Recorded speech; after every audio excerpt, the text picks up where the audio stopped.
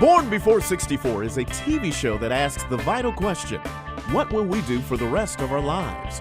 Kathryn Raker hosts a show for baby boomers and above, inviting real people to tell real stories about overcoming issues, about facing with courage and triumph the significant obstacles many of us face every day.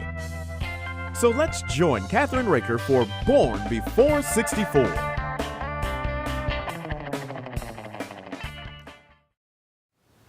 Kathryn Raker of Born Before 64 and Let's Just Talk. We are in Mount Carmel at Post 72 of the American Legion. And we are with Ron Hartman. And we also have with us today an audience full of beautiful people that are on your council. Right. Right. Both auxiliary women and men. Yes, that's correct. Tell me, how long has your Legion been around? We've been in existence for 43 years. Wow. Yeah. Long time. Yep. So you are the director? The commander here of the post. Commander of the post. And we have an older member that was originally the commander, and that is Don Bates, right, sitting right there. Yeah, we go way back with Don. I know, he's going to be in your parade this weekend. That's correct, Right? yeah. Past chaplain. You're the head chaplain? Past chaplain. Past chaplain. Past chaplain, Right. okay.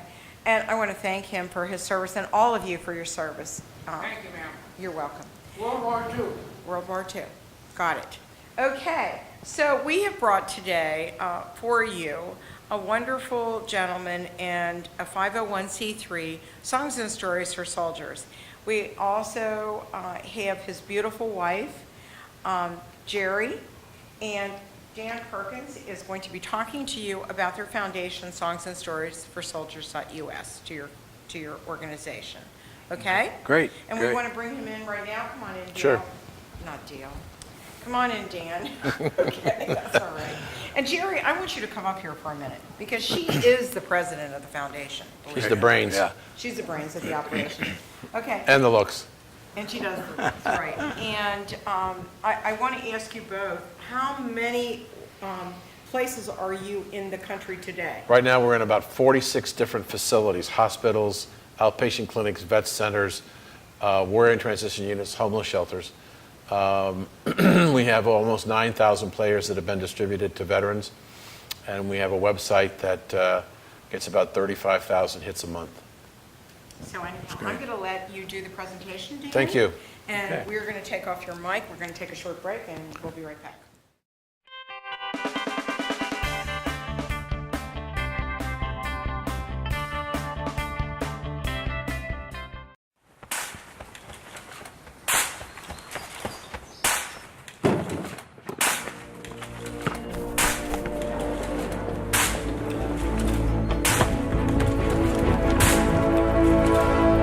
Move it! Yes, sir! Move that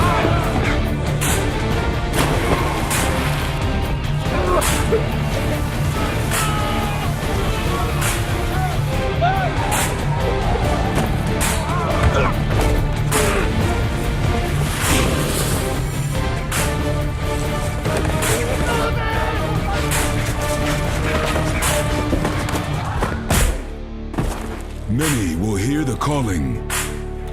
Few will earn the title. United States Marine. The few, the proud, the Marines.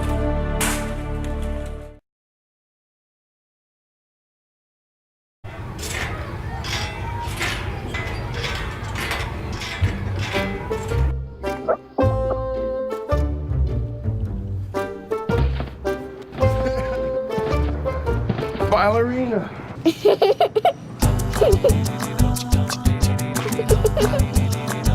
Sometimes all it takes to be a dad is remembering how to be a kid again. Take time to be a dad today. No more, it's none of my business. No more, he didn't mean it. No more, not my problem. No more, she was flirting with him. No more, she was asking for it. No more, boys will be boys. No more, I'll say something next time. No more bystanding. No more ignorance. No more excuses. No more.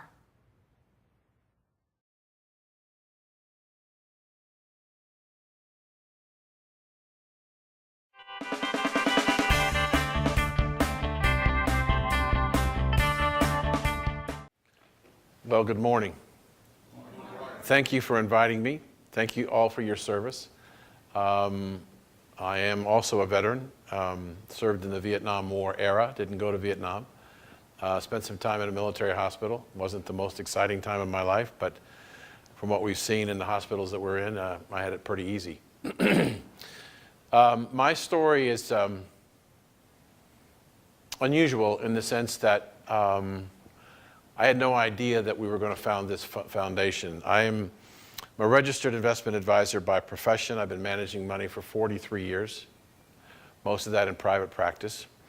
We have a house on Sanibel Island, Florida, which is in southwest Florida, outside of Fort Myers. And on that island is a organization called the Big Arts Center.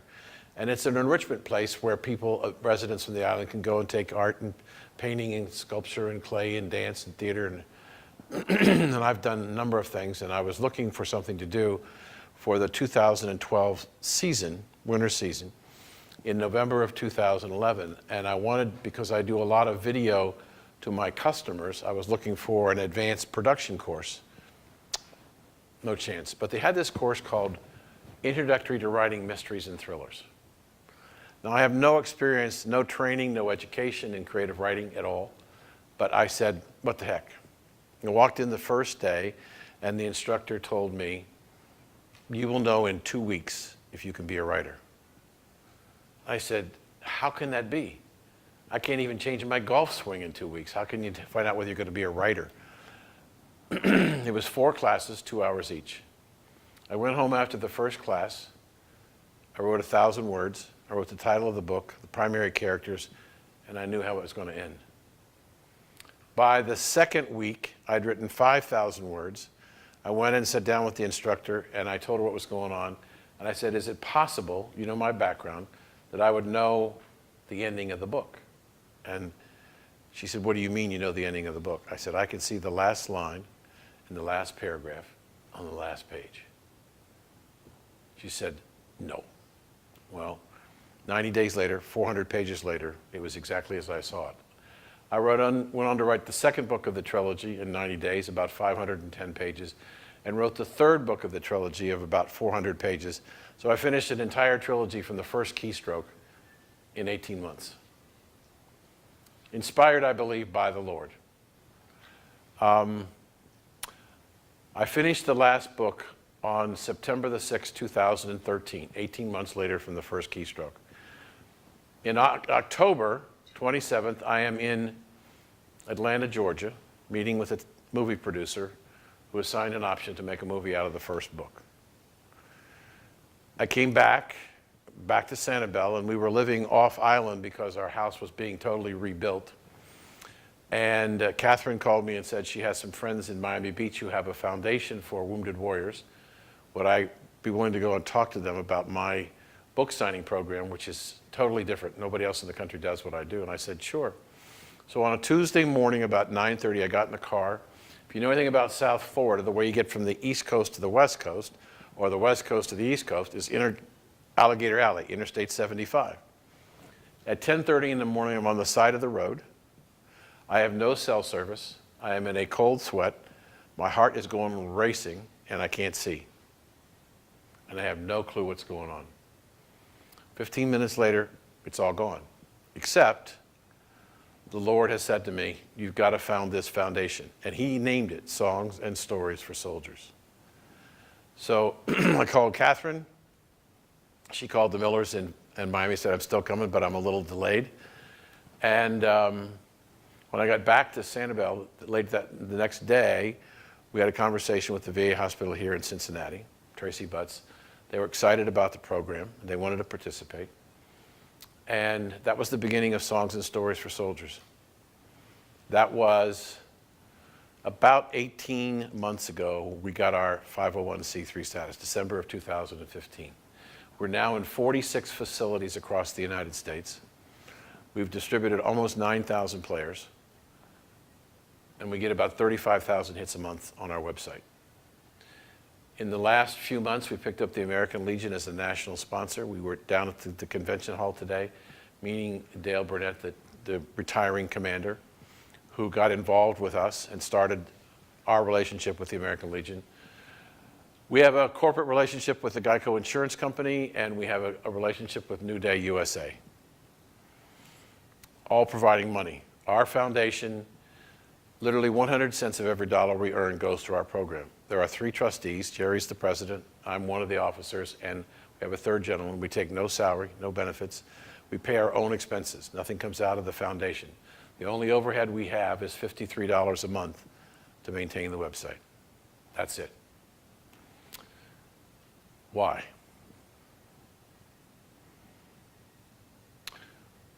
Right now, every 63 minutes, an American veteran commits suicide. 2 years ago, it was one every 83 minutes. So it's going the wrong direction. You may have seen the story about the veteran who committed suicide in the parking lot this week in the VA hospital in Virginia because he could not get into the emergency room. Killed himself. The Vietnam War Memorial in Washington, D.C. has 55,000 names on it. And Jerry and I have met the gentleman who carved all 55,000 names. He lives on Sanibel Island, Florida. But if the suicide rate continues as it is right now in the United States, in the 10-year period from 2010 to 2020, more soldiers will have committed suicide in the United States than died in the Vietnam War. And you know what, ladies and gentlemen? Those 50,000+ suicides names are nowhere.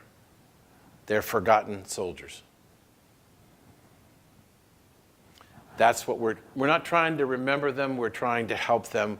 We're trying to say, as America has said, that's why I needed that particular cloth. You understand now? Okay. She was very concerned I took it off the chair out in the lobby. I understand and respect that a great deal. If you know anything about the VA system, if you're a soldier and you can get into the system and you have post-traumatic stress disorder, what they basically want to do is fill you full of drugs, knock you out. We are working with the Carrick Brain Center in Dallas, Texas. They have research, because they're one of the leading research centers for both traumatic brain injury and PTSD, shows that filling the body with drugs actually is counterproductive, because in order for the body and the soul to heal, the body has to get to REM level sleep. REM stands for random eye motion. That is where the body is the most relaxed. Drugs, the body reacts adversely to drugs, and therefore the soldier who is on drugs, whether they're prescribed drugs or illegal drugs or alcohol, can't get to REM sleep. If they can't get to REM sleep, they don't heal. If you become sleep deprived, I don't know whether any of you have ever experienced sleep deprivation, but if you can't get to sleep, you cannot make good decisions. And that's the problem. I met a gentleman, we opened up the Baltimore Station, which is a homeless shelter for 143 veterans, 2 converted fire stations in Baltimore, Maryland. And we introduced our program in July of last year, and I was back in October meeting the troops again. A gentleman came up to me and he said, I've been fighting PTSD for 40 years. I've tried everything legal and illegal to get decent night's sleep. I was fortunate enough to get one of your players in July. And I can tell you, I haven't had a lot of good night's sleep, but I've had more good night's sleep since I've been listening to your sleep music than any other time in my life. See, we feel if we can help the soldier get to REM level sleep and heal, then they can take advantage of the rest of the stuff that's on our website and life. On our website, Songs and Stories for Soldiers, we have 3 million songs in 15 different categories. We have over 100,000 audiobooks, over 30,000 old-time radio shows, including Amos and Andy. and 4 additional 8-hour sleep audios that they can all download for free. Where possible, we give our MP3 player, which I can show you what it looks like. I'll be right back. This is a package that we put together. This is the package we give to the soldiers for free. It's an MP3 player that has an 8 gigabyte storage disk, comes preloaded with 2 novels, my first novel and another one, and an 8-hour sleep audio. Comes with a charger, a USB cable, earbuds, and a flash memory stick, the whole package. When they get it, they open it up, they can use it immediately. We just got a research report back from Fort Stewart in Savannah, Georgia, Warrior in Transition Unit, that has these. 76% of the soldiers who got them are now using them for sleep audio, trying to sleep. See, if you go to the VA, the terrorists don't come during the daytime. They come when the sun goes down and when all the medical people leave. There is no mental health facility or capabilities in VA facilities after 6 o'clock. The nighttime is when the night terrors of fear, anger, frustration, loneliness, and abandonment come. Our goal in our foundation is to help the soldier make it safely to dawn. If he wakes up in a night terror and we can convince him to put these earbuds in and play the push the play button, maybe we can save a life. That's all we're about. $10 donation buys this package delivered to a soldier in a hospital. We just were with the American Legion. They delivered 300 players to the VA hospital in Indianapolis, Indiana, and stopped on their tour at Fort Campbell, Kentucky, to the 101st Airborne Warrior in Transition Unit. Gave them 100. My wife and I, when we started this trip, were in Walter Reed in Washington, D.C., and they have 2 Warrior in Transition Units, one at Walter Reed, one at Fort Belvoir. We gave them supply for both of them.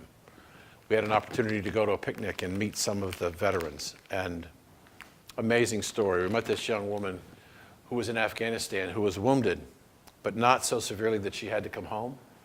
She stayed in Afghanistan and got sick. And within a year, both of her kidneys were failing. So they had to evacuate her back to the United States, to Walter Reed, for care. And they found a match of one of her buddies in her unit in Afghanistan who flew back and gave her a kidney. And she's doing phenomenally well. We owe a great deal to these people. And suicide is a very, very real and big problem. And one of the reasons why we have such a higher suicide rate with this generation of soldiers is the number of tours that they have. In the Second World War, Korean War, even in Vietnam, you did a tour and then you came home. Here, you do a tour, you come home, and you turn around and go back and do another tour. And there could be 30, 45, 90 days between tours. And you could meet veterans easily who have done 4 or 5 tours between Afghanistan and Iraq. There is no time to decompress. And the compression gets larger and larger every time you go and come back. That's why I tell people American Sniper is a wonderful movie to see, to understand the impact of post-traumatic stress disorder on a troop. A man who desperately wanted to get back to his men, but was suffering severely.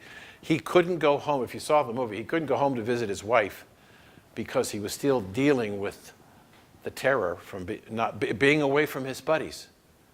It's a tremendous relationship. I remember when I took basic training in Fort Knox, Kentucky. I don't remember a time in my life I was closer to anybody else other than my dear wife in my entire lifetime as those 40 guys that I went through basic training with for 12 weeks.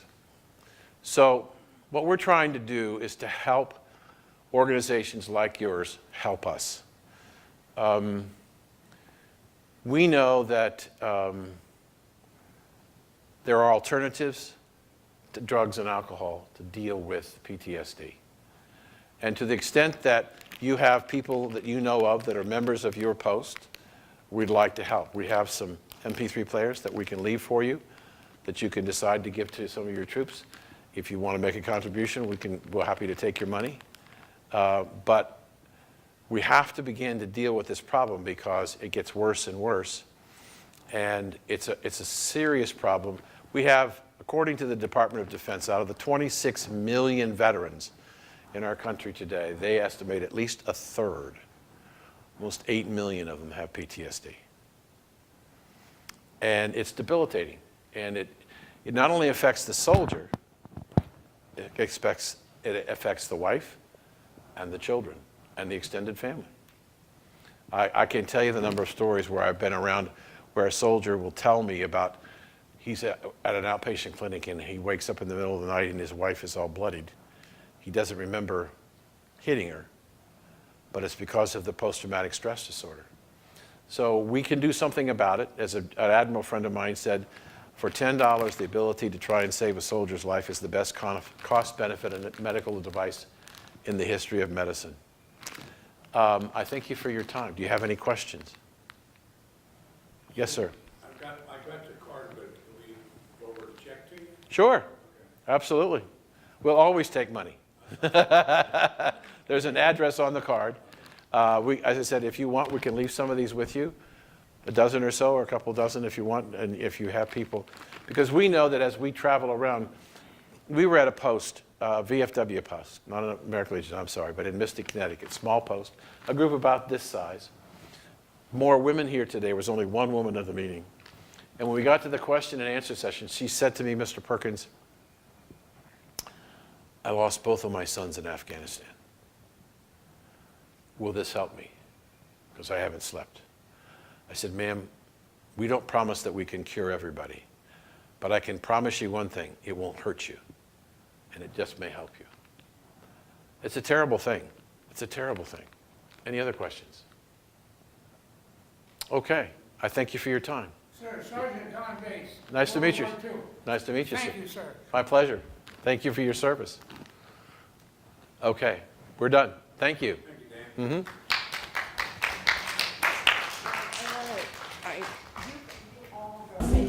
May I have one as well, please? Well, May I have one? certainly. Thank you. Thank you. You should go to the website and look at, on the public side, there's a lot of information. There's under the donate section, there's at the very bottom, a lot of hospitals and clinical people and soldiers have commented on the program. Unsolicited, they just send them to us. You can see the list of, I think there's probably 42 on there now. I need to update when I get back to Florida, up to 46. There's a lot of research on there under a section called PTSD and TBI, what's going on in research. Our most recent study out of Fort Stewart is on there. I'm amazed at the magnitude of the problem, but how little people know about it. And I have a horrible story to tell you. There's a VA hospital in this country where doctors were asked to perform surgeries with unsterilized instruments. Dentists were asked to perform oral surgery on unsterilized instruments. And I think to myself, what the hell's going on here? How can you treat people who have given so much to us by operating on them in their time of need with unsterilized instruments? But it happens. As we talked about just a few moments ago, the guy outside in Virginia, the veteran who committed suicide because he couldn't get into the emergency room. It's amazing how, there's an organization, some of you may know of it, it's called the Vet Center. There are about 220 of them across the United States. The vet centers came out of Vietnam because the soldiers complained not only about how they were treated when they came home from Vietnam, but they were treated the same way in the VA hospitals by the staff. That is happening today. Yeah, and so what's happened? So what they finally, 5 years after Vietnam, they created the vet centers. We're working with the Disabled Veterans Group in America, Disabled Veterans of America in Cape Coral, Florida. And there are men in that group who were in Vietnam who are still being treated on post-traumatic stress disorder at the vet center, not the VA facility. Because the whole vet center system was set up and designed to treat post-traumatic stress disorder. But it's not because of lack of money the VA hospitals aren't doing the job. It is absolutely not lack of money. I agree with you. I don't think it's a lack of money. I think that there's plenty of money going to the hospitals. It just ain't going to the right places. Right. Salaries. There's a lady who was in charge with I was telling about the surgeries with the contaminated instruments.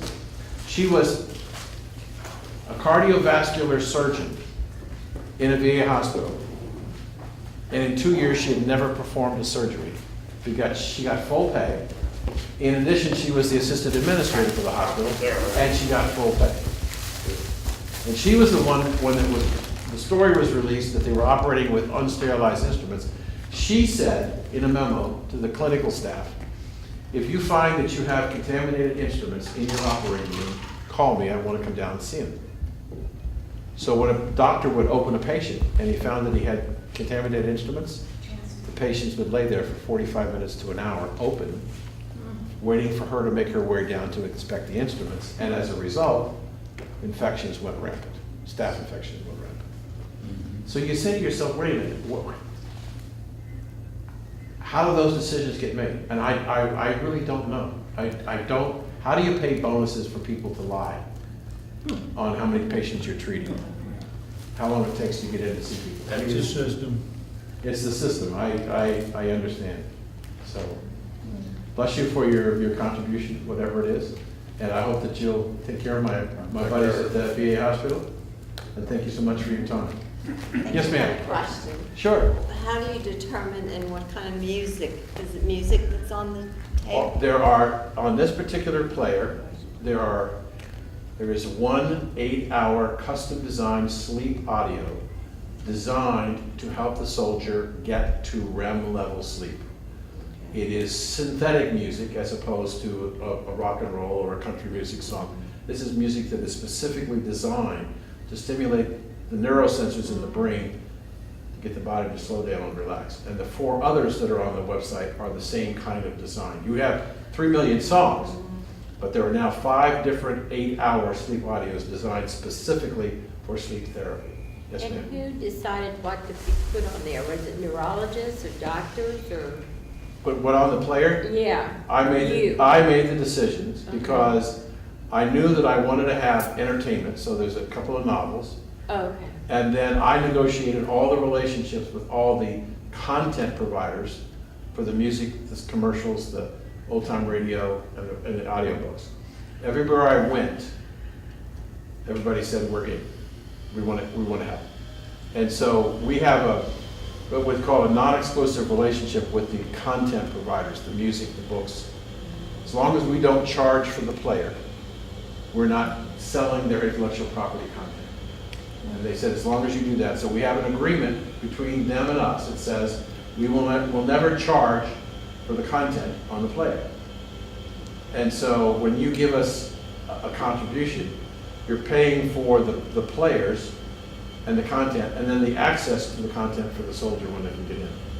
And but we worked with Dr. Randall in Dallas with a kind of music, and as we showed him the synthesized music, he fell in love with it because not everybody likes jazz, not everybody. Music therapy has been proven in research study after research study to deal with post-traumatic stress disorder, but there's nobody else in the country, at least at the moment, that is doing what we're doing to providing a broad platform to get the music. Because if we get the soldier to relax and begin the healing process, they'll want to go to listen to the books. They'll want to go to listen to the other music.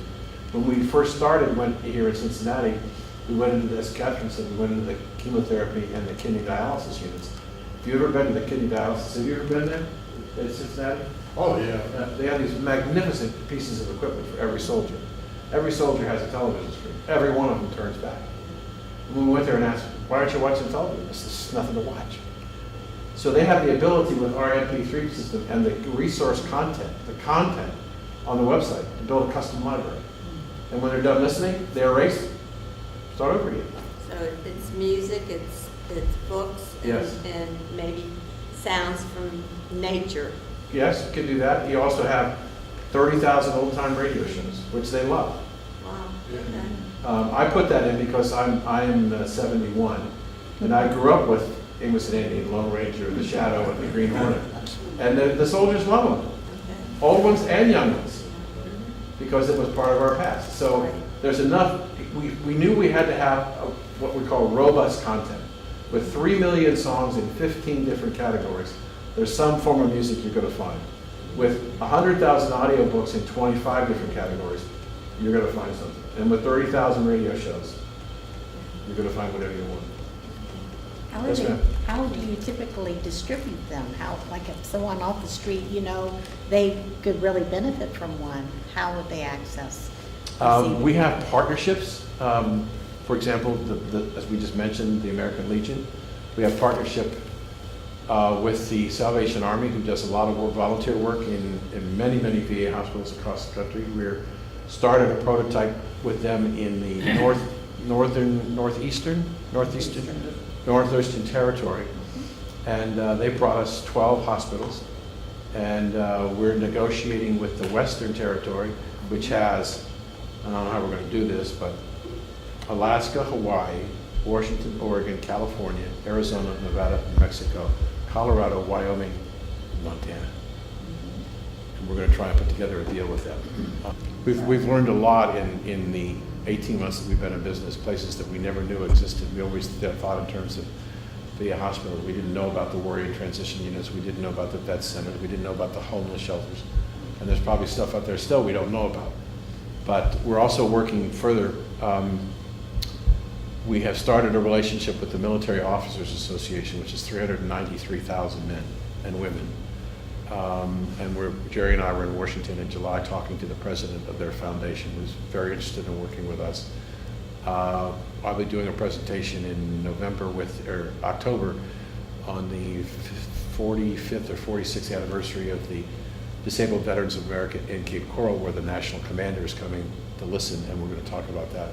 So we're trying to find as many strategic relationships that have people like you on the ground, local operations. I mean, when we met this morning with Dale from the American Legion, one of the things I asked him, we've had a short relationship, but how do we leverage this? How do we get a hold of your post all across the country, hundreds and hundreds of posts that have veterans come in from all different wars, and become a place to where maybe you could become a distribution center for us. We're exploring that. There's another one we're doing. We just met at Walter Reed last week. I don't know whether you have one down here in Cincinnati. It's an organization called Rolling Thunder. Yeah. And they've got 300, almost 400,000 members. Their escort services to the cemeteries.